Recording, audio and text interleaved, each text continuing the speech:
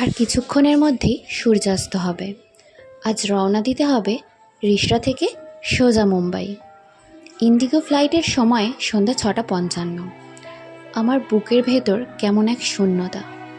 মা পাশে দাঁড়িয়ে মুখে হাসি টানলেও চোখের কোণায় ভিজে জল। আমি আর মা দুজনেই জানি এই বিদায় শুধু জায়গার নয়, অনুভবেরও। আমাদের ক্যাব যখন চলল, জানালা দিয়ে তাকিয়ে দেখি সেই চেনা বালি ব্রিজ।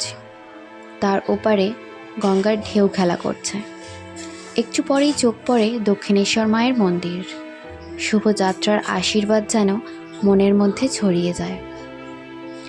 কলকাতা এয়ারপোর্টে পৌঁছানোর সময় এসে গেল।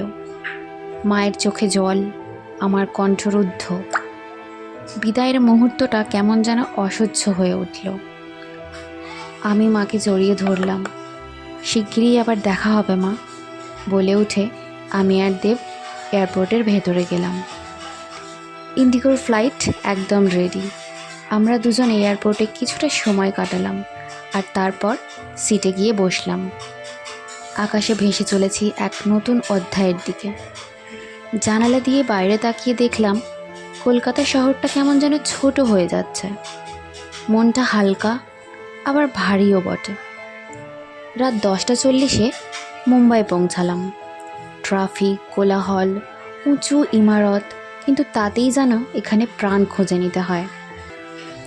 আমাদের ঘরে ঢুকতেই ছোট্ট পায়ের শব্দ। আমার প্রিয় বিড়াল ঘন লেজ কান খাড়া করে ছুটছে এলো আমার দিকে। আমি হাঁটু গেড়ে বসে ওকে বেশটি করে চটকে আদর করে নিলাম। প্রায় 15 দিন ও এখানে একাই ছিল। পাশের বাড়ির ঘরের কাকু কাকিমাকে বলে গিয়েছিলাম ওকে খেতে দেওয়ার জন্য। এই কটা দিন তারাই খেতে দিয়েছে। ও যেন বলছে, তুমি এলে অবশেষে। আমি ওকে জড়িয়ে ধরে বললাম, তুই জানিস না তোকে কতটা মিস করেছি আমরা। ঘনুর চোখের মুখের মিষ্টি চাহনি আর তার উচ্ছ্বাসে মনটা ভরে গেল। নতুন শহর, নতুন জীবন, কিন্তু নিজের ভালোবাসার মানুষ আর প্রিয় পোষ্য পাশে থাকলে সবই সহজ হয়ে যায়।